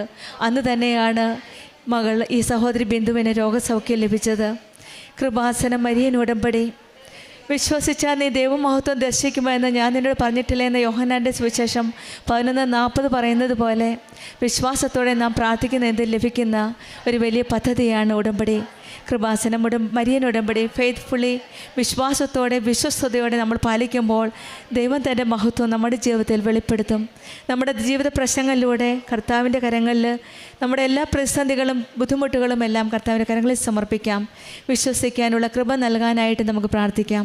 നമ്മുടെ ജീവിതത്തിൽ ദൈവത്തിൻ്റെ മഹത്വം വെളിപ്പെടുത്തുവാനും വിശ്വാസം ശക്തമാക്കി പ്രത്യക്ഷീകരണത്തിൻ്റെ സാക്ഷിയായി ജീവിക്കുവാൻ നമ്മെ നയിക്കണമേ എന്ന് പ്രാർത്ഥിച്ചുകൊണ്ടും ബിന്ദുവിന് കുടുംബത്തിൽ ലഭിച്ച എല്ലാ അനുഗ്രഹങ്ങൾക്കും നമ്മൾക്ക് കരങ്ങളടിച്ച് തന്നെ മാതാവിനും ഈശോയ്ക്കും 1000 നന്ദി പറയുന്നു. എൻ്റെ പേര് ജിൻസി. ഞാൻ പുനലൂരിൽ നിന്ന് വരുന്നു. ഞാനൊരു മർത്തോമായ വിശ്വാസിയാണ്. ഞാനിവിടെ സാക്ഷ്യം പറയാനുണ്ടായ കാരണങ്ങളാണ് ഞാൻ ആദ്യമേ തന്നെ പറയുന്നത്. ഞാൻ ആദ്യമേ ഒരു ഓൺലൈൻ ഉടമ്പടിയായിരുന്നു എടുത്തത്. അത് എൻ്റെ ഒരു ഫ്രണ്ട് വഴി പറഞ്ഞിട്ടാണ് ഞാനത് എടുത്തത്. എനിക്ക് ആദ്യമേ ഈ ഓൺലൈൻ ഉടമ്പടിയൊക്കെ എടുക്കുന്നതിന് മുമ്പായിട്ട് തന്നെ ഞാനിവിടെ വന്നിട്ടുണ്ട്. അന്ന് ഉടമ്പടി എടുക്കാനായിട്ടല്ല, ഞങ്ങളുടെ ഒരു ബന്ധു പറഞ്ഞതനുസരിച്ചാണ് ഞാനിവിടെ ആദ്യമായി എത്തിയത്. അങ്ങനെ ഇവിടെ വന്നു. ഇവിടെ വന്ന സമയത്ത് മാതാവിനെ അവിടെ കയറി ഒന്ന് കാണുവാനോ അല്ലെങ്കിൽ ഒന്ന് പ്രാർത്ഥിക്കുവാനോ ഉള്ളൊരു അവസരം ലഭിച്ചിരുന്നില്ല. കാരണം ഓൺലൈൻ ഉടമ്പടിയോ അല്ല തീർത്ഥാടന ഉടമ്പടി എടുത്തവർക്ക് മാത്രമേ അവിടെ കയറി കാണുവാൻ പറ്റുള്ളൂ എന്ന് പറയുന്നുണ്ടായിരുന്നു. അപ്പോൾ എനിക്ക് ഭയങ്കര ദേഷ്യമായിരുന്നു. ഞാൻ പറയുമായിരുന്നു, മാതാവിനെ കാണുന്നതിന് എന്താ ഇത്രമാത്രം പ്രത്യേകത, അവിടെ ഒന്ന് കയറി നമുക്കൊന്ന് പ്രാർത്ഥിക്കാനുള്ളൊരു അവസരം ഇല്ലല്ലോ എന്ന്. അങ്ങനെ ഞാൻ അതിനുശേഷം ഇവിടെ വന്ന് പ്രാർത്ഥിച്ചു. കുറേ നാൾ കഴിഞ്ഞ് ഞാൻ സൗദി അറേബ്യയിൽ രജിസ്റ്റേർഡ് നഴ്സായിട്ട് ജോലിക്കായി പോയി. അതൊരു ഗവൺമെൻറ്റിലായിരുന്നു. അങ്ങനെ അവിടെയൊക്കെ ഇരുന്ന് ഒരു 2.5 വർഷമൊക്കെ കഴിഞ്ഞപ്പോൾ ഞാൻ ഫാമിലിയായിട്ട് താമസിക്കണമെന്ന ഉദ്ദേശത്തോടു കൂടി OET ഒക്കെ പ്രിപ്പയർ ചെയ്യാൻ ആരംഭിച്ചു. അപ്പോൾ എനിക്ക് ഭയങ്കര വിശ്വാസമായിരുന്നു. കാരണം എന്നിലായിരുന്നു എനിക്ക് വിശ്വാസം. ഞാൻ ഏതൊക്കെ എക്സാമിന് പ്രിപ്പയർ ചെയ്തിട്ടുണ്ടോ അന്നെല്ലാം, ഞാൻ ഏതൊക്കെ ഇൻ്റർവ്യൂ അറ്റൻഡ് ചെയ്തിട്ടുണ്ടോ അന്നെല്ലാം എനിക്ക് പാസ്സാകുവാനും നല്ല രീതിയിൽ പെർഫോം ചെയ്യുവാനും സാധിച്ചിട്ടുണ്ട്. അപ്പോൾ എനിക്കൊരു വിശ്വാസം ഉണ്ടായിരുന്നു, എല്ലാവരും OET പാസ്സാവുന്നു, എനിക്കും നന്നായിട്ട് പ്രിപ്പയർ ചെയ്യുവാനും പാസ്സാകുവാനും സാധിക്കുമെന്ന്. എന്നാൽ അതിൽ നിന്നെല്ലാം വിരുദ്ധമായി ഞാൻ സൗദിയിൽ ആദ്യമായിട്ട് OET എക്സാം എഴുതി ഒരു B ഗ്രേഡ് പോലും നേടാൻ എനിക്ക് സാധിച്ചില്ല. പിന്നെ അന്നേരം ഞാൻ വിചാരിച്ചു, എൻ്റെ പ്രിപ്പറേഷനിലുള്ള കുറവുകൊണ്ടായിരിക്കും. അങ്ങനെ ഞാൻ രണ്ടാമതും പ്രിപ്പയർ ചെയ്യാനായിട്ട് ആരംഭിച്ചു. അങ്ങനെ എൻ്റെ ഒരു ഫ്രണ്ട് പറഞ്ഞു, ചേച്ചി ഒരു ഓൺലൈൻ ഉടമ്പടി എടുക്കുക, മാതാവ് നമുക്ക് എന്തായാലും അത് പൂർണ്ണമായിട്ടും നേടിത്തരും. പക്ഷേ അതിനു മുമ്പിട്ടൊക്കെ ഞാൻ സ്ഥിരമായി കൊന്ത ചൊല്ലുകയും പ്രാർത്ഥിക്കുകയും ഒക്കെ ചെയ്യുന്ന ഒരു വ്യക്തിയായിരുന്നു. ഞാൻ മർത്തോമായ വിശ്വാസിനിയാണെങ്കിൽ കൂടിയും ഞാൻ പഠിച്ചതെല്ലാം ഒരു ക്രിസ്ത്യൻ ഇൻസ്റ്റിറ്റ്യൂഷനിലായിരുന്നു, അഞ്ചലുള്ള. അപ്പോൾ അവിടെ എന്നും രാവിലെ 5:30 വിശുദ്ധ കുർബാനയ്ക്ക് പോകണം. പിന്നെ റെഗുലറായിട്ട് കൊന്ത ചൊല്ലും. അങ്ങനെ എനിക്ക് അങ്ങനെയുള്ള കാര്യം മാതാവിൽ എനിക്കന്ന് ഒരുപാട് വിശ്വാസമുള്ള ആളായിരുന്നു. ഞാൻ ദൈവത്തോട് പ്രാർത്ഥിക്കുന്നതിനെക്കാട്ടി കൂടുതൽ ഞാൻ എപ്പോഴും മാതാവിൽ വിശ്വസിച്ചിരുന്ന ആളായിരുന്നു. അങ്ങനെ ഞാൻ അവിടെ വെച്ച് വീണ്ടും OETക്ക് പ്രിപ്പയർ ചെയ്തു. സ്ഥിരം ഇതുപോലെ ഒരു B എങ്ങാണ്ട് കിട്ടി. നമുക്ക് 4 മൊഡ്യൂളാണുള്ളത്. അതിൽ 4ലും B കിട്ടിയാൽ നമുക്ക് UK സ്കോർ കിട്ടും. ഒരെണ്ണത്തിന് C എങ്ങാണോ ആയിക്കഴിഞ്ഞാൽ C+ ആയിക്കഴിഞ്ഞാൽ നമുക്ക് അയർലൻഡ് സ്കോർ കിട്ടും. തീർത്തും വീണ്ടും രണ്ടാമതും പൂർണ്ണമായി പരാജയപ്പെട്ടു. അപ്പം ഞാൻ ഫാമിലിയുമായിട്ട് നിൽക്കാനുള്ള ആ ഒരു വിശ്വാസത്തോടു കൂടി ഗവൺമെൻറ് ജോലിയൊക്കെ അവിടുന്ന് 3 വർഷമൊക്കെ അടുപ്പിച്ചാവാറായപ്പോൾ ഞാൻ റിസൈൻ ചെയ്തു. അപ്പോൾ എൻ്റെ അമ്മ എപ്പോഴും പറയുമായിരുന്നു, മോളെ റിസൈൻ ചെയ്യരുത്, നല്ലൊരു ഗവൺമെൻറ് ജോലിയാണ്, എത്രയോ പേർക്ക് കിട്ടാത്ത അവസരമാണ് നിനക്ക് ലഭിച്ചത്. അപ്പം ഞാൻ പറയും, അമ്മ 6 മാസത്തിനുള്ളിൽ ഞാൻ എവിടെയെങ്കിലും കയറിപ്പോവും. അത് എൻ്റെ കോൺഫിഡൻ്റ് ആയിരുന്നു. ദൈവത്തിലുള്ള മാതാവിലുള്ള ആ ഒരു ഇതിനെക്കാട്ടിൽ എനിക്ക് എൻ്റെ മെറിറ്റ് കൊണ്ടെല്ലാം നേടിയെടുക്കാൻ പറ്റുമെന്നുള്ളൊരു അഹങ്കാര ഭാവമായിരുന്നു സത്യം പറഞ്ഞ്. ഞാൻ നാട്ടിൽ വന്നു, 2 വർഷത്തോളം ഞാൻ ഇതിൻ്റെ പുറകെ നടന്നു. എല്ലാ തവണയും 400-ൽ കൂടുതൽ മാർക്ക് എനിക്ക് കിട്ടിയിട്ടുണ്ട്, 410 മാർക്ക് കിട്ടിയിട്ടുണ്ട്. പക്ഷേ ഏതിനെങ്കിലും ഒന്നിന് എനിക്ക് C+ ആയിരിക്കും. അങ്ങനെ ഞാൻ തീർത്തും വിഷമാവസ്ഥയിലായി. അപ്പോൾ ഞാൻ ഇവിടെ വന്ന് 2024 തീർത്ഥാടന ഉടമ്പടി എടുത്തു. ഉടമ്പടി എടുത്ത് ആ എക്സാം എഴുതുന്ന സമയത്തെല്ലാം ഞാൻ ഉടമ്പടിയിലായിരുന്നു. ഞാൻ ഉടമ്പടിയിലായിരിക്കുന്ന സമയത്ത് എക്സാം ഹാളിൽ പോകുമ്പോൾ ഉപ്പ് കൊണ്ടുപോകും, മാതാവിൻ്റെ എണ്ണ ഉടമ്പടി തൈലം ഞാൻ നെറ്റിയിൽ പുരട്ടും, നാവിൽ പുരട്ടും. അപ്പം ഞാൻ എല്ലായിടം പോകും. അങ്ങനെ എക്സാമൊക്കെ എഴുതിക്കൊണ്ടിരിക്കുമ്പോൾ ഞാൻ ഓരോ പേപ്പർ എഴുതിയിട്ട് സബ്മിറ്റ് ചെയ്യുമ്പോൾ അമ്മയുടെ പ്രത്യക്ഷീകരണത്തിൻ്റെ ശിരസാക്ഷിയാക്കി എന്നെ ഉയർത്തണമേ എന്ന് ഞാൻ പ്രാർത്ഥിക്കുമായിരുന്നു. അതുപോലെ എഴുതി വെക്കും, മനുഷ്യനാൽ അസാധ്യമായത് ദൈവത്തിനാൽ സാധ്യമാണ്. ഞാൻ നിനക്ക് മുമ്പേ പോയി ദുർഘടങ്ങളെ നിരപ്പാക്കുകയും താമ്രവലികളെ തടുക്കുകയും ഇരുമ്പോടാമ്പലുകളെ ഒടിക്കുകയും ചെയ്യും. ആ വചനങ്ങളെല്ലാം ഞാൻ 1000 തവണയൊക്കെ ഇരുന്ന് എഴുതുമായിരുന്നു. രാത്രിയിൽ എനിക്ക് ഉറക്കമില്ല, കാരണം നല്ലൊരു ജോലി കളഞ്ഞു, പിന്നെ പുതിയൊരു ഓപ്ഷൻ കിട്ടുന്നില്ല. പിന്നെ ഞാൻ വിചാരിച്ചിരുന്നത് തിരിച്ച് വീണ്ടും സൗദിയിലോട്ട് തന്നെ പോവാം. പക്ഷേ അവിടെ പോയാൽ കുഞ്ഞുങ്ങളെ കൊണ്ടുപോകാൻ പറ്റില്ല. എനിക്ക് 2 മക്കളാണ്, അവരെ കൊണ്ടുപോകാൻ പറ്റില്ല, ഫാമിലിയായിട്ട് താമസിക്കാൻ പറ്റില്ല, അതിൻ്റേതായ ബുദ്ധിമുട്ടുകളെല്ലാം ഉണ്ട്. അങ്ങനെ ഞാൻ വീണ്ടും പ്രിപ്പയർ ചെയ്തു. അപ്പോൾ എൻ്റെ അടുത്ത് എൻ്റെ ഫ്രണ്ട്സ് വിളിച്ചു ചോദിക്കും, ചേച്ചി ഇതുവരെ എങ്ങും പോയില്ലേ? അങ്ങനെ ഞാൻ പലരെയും ബ്ലോക്ക് ചെയ്യാൻ തുടങ്ങി. കാരണം എനിക്ക് മറ്റുള്ളവരെ ഫേസ് ചെയ്യാനുള്ള ബുദ്ധിമുട്ട്, വീടിനടുത്തായാലും എവിടെയെങ്കിലും ഇറങ്ങി പോകുമ്പോൾ ഇതുവരെ പോയില്ലേ, ആ ഒരു ചോദ്യം ഒഴിവാക്കാനായിട്ട് ഞാൻ പോകത്തില്ലെങ്കും. അങ്ങനെ എൻ്റെ ഒരു ഫ്രണ്ട് പറഞ്ഞതനുസരിച്ച് ഞാൻ എൻ്റെ ഒരു ലാസ്റ്റ് റിസൾട്ട് വന്ന സമയത്ത് ഒരു റീവാലുവേഷനും എടുത്തു. 400-ൽ പുറത്ത് മാർക്ക് പലതിനുമുണ്ട്, പക്ഷേ ഒരെണ്ണത്തിന് C ആണ്. എന്തോ ഒരു പ്രയോജനമില്ല. നമുക്ക് മാർക്ക് കൂടുതൽ കിട്ടുന്നതിലല്ല, എല്ലാത്തിലും 350 എന്നുള്ള ആ ഒരു സ്കോർ നമ്മൾ അറ്റൈൻ ചെയ്യണം. അങ്ങനെ ഞാൻ റീവാലുവേഷന് കൊടുത്തപ്പോൾ 330 എന്നുള്ള സ്കോറ് എനിക്ക് 370 കിട്ടി. അങ്ങനെ എനിക്ക് അയർലൻഡ് സ്കോർ തന്ന മാതാവ് എന്നെ അനുഗ്രഹിച്ചു. ആ ഓരോ സമയത്ത് ഞാൻ രാവിലെ പ്രത്യക്ഷീകരണ പ്രാർത്ഥന ചൊല്ലുന്നു, രാവിലെ 3 മണിക്ക് എണീച്ച് പ്രാർത്ഥിക്കുന്നു, ഉച്ചയ്ക്ക് 3 മണിക്ക് എണീച്ച് പ്രാർത്ഥിക്കുന്നു, എണ്ണ തൊട്ട് പ്രാർത്ഥിക്കുന്നു, ഉപ്പിട്ട് പ്രാർത്ഥിക്കുന്നു. എനിക്കറിയില്ല എന്തുമാത്രം സ്ട്രെസ്സിലാണ് ഞാൻ. എനിക്ക് സത്യം പറഞ്ഞാൽ അത്രയ്ക്ക് സ്ട്രെസ്സായിരുന്നു. അങ്ങനെ ഞാൻ OET പാസ്സായി കഴിഞ്ഞിട്ട് അപ്പം ഞാൻ വിചാരിച്ചു, ഇനി OET ഒക്കെ പാസ്സായി, എത്രയും പെട്ടെന്ന് അയർലൻഡിൽ പോവാം. അങ്ങനെ അയർലൻഡിൽ പോകാനുള്ള പ്രിപ്പറേഷൻസൊക്കെ ആരംഭിച്ചു. ഇപ്പോൾ ഇതിനൊക്കെ പ്രിപ്പയർ ചെയ്യുന്ന ആളുകൾക്കറിയാം, അയർലൻഡിൽ എല്ലാ റിക്രൂട്ട്മെൻറ്റുകളും ഇപ്പോൾ ഫ്രീസാണ്. അവർ ഇന്ത്യൻസിനെ ഒന്നും അങ്ങോട്ട് എടുക്കുന്നില്ല.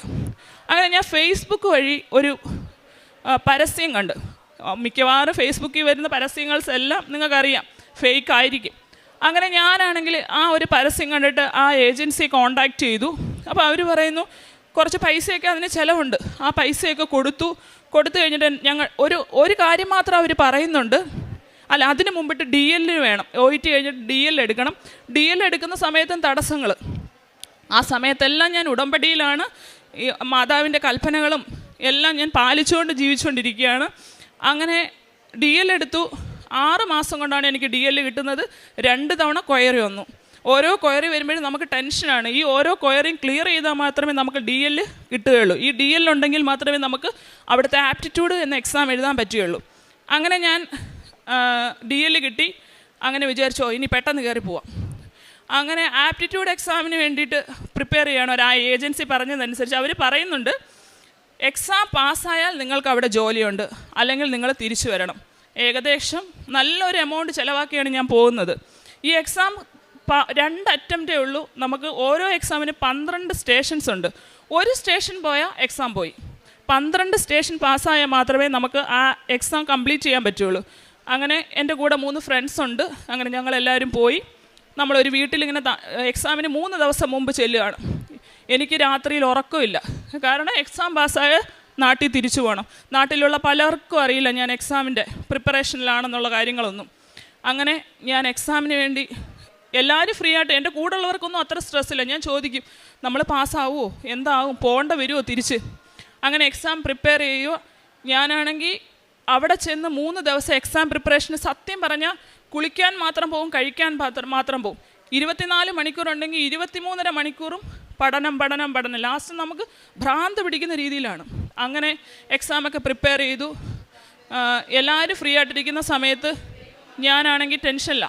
അങ്ങനെ എക്സാമിന് പോയി. ഫസ്റ്റ് സ്റ്റേഷൻ, നമുക്ക് 12 സ്റ്റേഷനിലെ ഫസ്റ്റ് സ്റ്റേഷനിൽ ഞാൻ കയറിയപ്പോൾ നമുക്ക് ഒരു കണ്ടീഷൻ, ഒരു ഡിസീസ് കണ്ടീഷൻ ഡയഗ്നോസ് ചെയ്ത് പറയുകയാണ് അവിടെ വേണ്ടത്. ഇസ്ബാർ എന്ന് പറയുന്നതാണ് സ്റ്റേഷൻ്റെ പേര്. ആ സ്റ്റേഷൻ്റെ കയറിയപ്പോൾ എനിക്ക് 100% അറിയാം ആ ഡിസീസ് കണ്ടീഷൻ ഏതാണെന്ന്. പക്ഷേ എനിക്കത് പറയാൻ സാധിക്കുന്നില്ല. അതെൻ്റെ വായിൽ വരില്ല. എന്തൊക്കെ ചെയ്താലും ആ ഡയഗ്നോസിസ് എനിക്ക് സ്പെല്ല് ചെയ്യാൻ പറ്റുന്നില്ല. അങ്ങനെ ഞാൻ ലാസ്റ്റ് അവരോട് ഇങ്ങനെ അവരെൻ്റെ അടുത്ത് എൻ്റെ പേപ്പർ തട്ടിപ്പറിച്ചിട്ട് പറഞ്ഞു, യു ക്യാൻ ഗോ നൗ എന്ന് പറഞ്ഞു. ഓക്കെ, ഞാൻ അങ്ങനെ ഫസ്റ്റ് സ്റ്റേഷനിൽ തന്നെ സ്ട്രെസ്സായിട്ട് ഞാൻ വെളിയിലിറങ്ങി. അപ്പം ഞങ്ങൾ സാറ് പറയുമായിരുന്നു, ഒരു സ്റ്റേഷൻ കംപ്ലീറ്റ് ചെയ്തപ്പോൾ നിങ്ങൾക്ക് തെറ്റാണെന്ന് തോന്നിയാലും നിങ്ങൾ ആ പേടി കാണിക്കാതെ അടുത്ത സ്റ്റേഷനിൽ പോകണം എന്നിങ്ങനെ പറയുമായിരുന്നു. അങ്ങനെ ഞാൻ ആ സ്റ്റേഷനിൽ കയറുമ്പോഴും ഇറങ്ങുമ്പോഴും ഞാനാണെങ്കിൽ അമ്മയുടെ പ്രത്യക്ഷീകരണത്തിൻ്റെ സ്ഥിരസാക്ഷിയാക്കി എന്നെ ഉയർത്തണമെന്ന് പ്രാർത്ഥിച്ചുകൊണ്ടാണ് ഓരോ സ്റ്റേഷനിലും ഞാൻ കയറുന്നത്. എന്നിട്ട് ഞാൻ പറയും, എൻ്റെ എക്സാമിൻ്റെ മേൽ കരുണയായിരിക്കണേ. അങ്ങനെ ഞാൻ എക്സാമിന് കഴിഞ്ഞ് പുറത്തിറങ്ങി. അപ്പോഴും ഞാൻ പ്രാർത്ഥിച്ചു, ദൈവമേ മാതാവേ എൻ്റെ കൂടെ വരണമേ, അമ്മയുടെ പ്രത്യക്ഷീകരണത്തിൻ്റെ സ്ഥിരസാക്ഷിയാക്കി എന്നെ ഉയർത്തണമേ എന്ന് ഞാൻ പ്രാർത്ഥിച്ചു. പിന്നെയുള്ള 11 സ്റ്റേഷൻ എനിക്കറിയില്ല എവിടെ നിന്നാണ് എനിക്കിത്ര കൃപ ലഭിച്ചത്, എത്ര ധൈര്യം ലഭിച്ചതെന്ന് എനിക്കറിയില്ല. സാധാരണ വിറച്ച് എനിക്ക് ഒരുപാട് സ്റ്റേജ് ഫിയർ ഉള്ള ഒരാളാണ്. ജീവിതത്തിൽ ആദ്യമായാണ് ഞാൻ മൈക്ക് പിടിച്ച് സംസാരിക്കുന്നത്. അങ്ങനെ ഞാൻ ഓരോ സ്റ്റേഷനിലും കയറുമ്പോൾ എനിക്ക് കിട്ടിയ ധൈര്യം, എനിക്ക് അമ്മ തന്ന ആ ഒരു ധൈര്യം എത്രമാത്രമെന്ന് എനിക്ക് പറയാൻ പറ്റില്ല. അങ്ങനെ ഓരോ സ്റ്റേഷനും കഴിഞ്ഞു. പിന്നെയും ഒരു സ്റ്റേഷനിൽ ചെന്നപ്പോൾ കാണാം, നമുക്ക് ഒരു പ്രൊസീജിയർ ചെയ്യുന്ന സമയത്ത് ഗൗൺ കെട്ടേണ്ടതായിട്ടുള്ളൊരു ആവശ്യകതയുണ്ട്. ആ ഗൗൺ ഞാൻ കെട്ടിയില്ല. എന്ന് വെച്ചാൽ ആ എക്സാം ഫെയിലായി, 100% ഫെയിലായെന്നാണ് അതിനർത്ഥം. അങ്ങനെ ഞാൻ പുറത്തിറങ്ങി എൻ്റെ ഫ്രണ്ട്സിനോട് പറഞ്ഞു, 12 സ്റ്റേഷനിൽ 10 സ്റ്റേഷൻ ഞാൻ പാസ്സാവും, 2 സ്റ്റേഷൻ എനിക്ക് 100% പോവും. അങ്ങനെ ഞാൻ പുറത്തിറങ്ങി. പക്ഷേ ഞാൻ എന്നും പ്രാർത്ഥന ഞാൻ കണ്ടിന്യൂ ചെയ്തുകൊണ്ടേയിരുന്നു. അമ്മയുടെ പ്രത്യക്ഷീകരണ പ്രാർത്ഥനയും രാവിലെയും വൈകിട്ടും ബൈബിളും വചനങ്ങൾ കേൾക്കാനും ഒരുപാട് ദൈവത്തോട് അടുത്ത് ദൈവം എന്താണെന്ന് എന്നെ ആ സമയത്ത് എന്നെ ദൈവം അറിയിച്ചു. മാതാവ് എന്താണെന്ന്, മാതാവിൻ്റെ ശക്തി എന്താണെന്ന് എന്നെ അറിയിച്ച സമയങ്ങളായിരുന്നു ഞാൻ അയർലൻഡിലായിരുന്ന സമയം. അങ്ങനെ എൻ്റെ റിസൾട്ട് വന്ന സമയത്ത് എൻ്റെ കൂടെയുള്ള ഫ്രണ്ട്സിൻ്റെ എല്ലാം റിസൾട്ട് വന്നു. എൻ്റെ റിസൾട്ട് വരുന്നില്ല. അപ്പം നമ്മുടെ നമ്പർ പറഞ്ഞു കൊടുത്താൽ അത് റിസൾട്ട് പാസ്സായോ ഇല്ലയോ എന്ന് നമുക്കറിയാൻ പറ്റും. നമ്മുടെ ഒരു സാറ് നമ്മളെ പഠിപ്പിച്ച സാറിന് അത് അറിയാൻ പറ്റും. അങ്ങനെ ഞാൻ എൻ്റെ നമ്പർ പറഞ്ഞു കൊടുത്ത്. അപ്പോൾ സാറ് റെസ്പോണ്ട് ചെയ്യുന്നില്ല. അപ്പോൾ എൻ്റെ ഒരു ഫ്രണ്ട് വിളിച്ചിട്ട് പറഞ്ഞ്, ചേച്ചിയുടെ റിസൾട്ട് വന്നിട്ടില്ല, ഒന്ന് നോക്കാവോ എന്ന് ചോദിച്ചു. അങ്ങനെ നോക്കിയപ്പോൾ സാറ് പറഞ്ഞു പാസ്സായി. അതിനുശേഷം 2 മണിക്കൂർ കഴിഞ്ഞിട്ട് എല്ലാവരുടെയും റിസൾട്ട് വന്നു, എൻ്റെ റിസൾട്ട് വന്നില്ല. അപ്പം ഞാൻ വിചാരിച്ചു ഇതെന്താ വരാത്തത്. അപ്പം ഞാൻ സാറിനെ വിളിച്ച്, സാറേ എൻ്റെ റിസൾട്ട് വന്നിട്ടില്ല. എടോ താൻ പാസ്സായതുകൊണ്ടാണ് തൻ്റെ റിസൾട്ട് വരാത്തത്, ഫെയിലായവരുടെ റിസൾട്ടാണ് വന്നുകൊണ്ടിരിക്കുന്നത്. അങ്ങനെ ഞാൻ ഫസ്റ്റ് അറ്റംപ്റ്റിൽ ആപ്റ്റിറ്റ്യൂഡ് എക്സാം പാസ്സായി. അതിനുശേഷം അടുത്ത കടമ്പ് ജോലി. എക്സാം പാസ്സായ ഉടനെ ജോലി എന്ന് പറഞ്ഞിട്ടാണ് നമ്മൾ പോണത്. അങ്ങനെ അവിടെ ചെന്നു. 1 മാസമായി 2 മാസമായി നമ്മളൊരു വീട്ടിലാണ് താമസിച്ചുകൊണ്ടിരിക്കുന്നത്. അപ്പോൾ അതിൻ്റേതായ ബുദ്ധിമുട്ടുകൾ, നമ്മൾ ഒരുപാട് റെൻറ്റ് കൊടുക്കണം അവർക്ക്. അങ്ങനെ ഏജൻറ്റിനെ വിളിക്കും, ജോലിയായോ, എന്നത്തേക്ക് ജോയിൻ ചെയ്യാൻ പറ്റും, അക്കോമഡേഷൻ റെഡിയായില്ല, വെയിറ്റ് ചെയ്യും. അങ്ങനെ പ്രാർത്ഥന. ഞങ്ങൾ 3 ഫ്രണ്ട്സ് രാവിലെ 3 മണിക്ക് എഴുന്നേക്കും. വൈകിട്ട് 3 മണിക്ക് ഞങ്ങൾ 3 പേരും കൂടെ കൈ വിരിച്ച് പിടിച്ച് കൈ കോർത്ത് വെച്ച് പ്രാർത്ഥിക്കും, ഞങ്ങളോട് കരുണ കാണിക്കണം, വേറൊരു ഓപ്ഷനും ഇല്ല. ഇവർ നമ്മളോട് കള്ളം പറയുകയാണോ ഒന്നും നമുക്കറിയില്ല. അങ്ങനെ പ്രാർത്ഥിച്ചു. അങ്ങനെ ഒരിടത്ത് ഞങ്ങൾക്ക് പ്രൈവറ്റിൽ ജോലിയായി.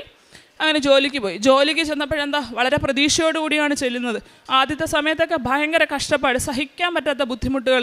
12 മണിക്കൂർ ഷിഫ്റ്റാണ്. നമ്മൾ ജോലിയൊക്കെ കഴിഞ്ഞിട്ട് വരുമ്പോഴത്തേനും നമ്മുടെ ദേഹമൊക്കെ വേദന, അത്രയ്ക്കും ബുദ്ധിമുട്ട്.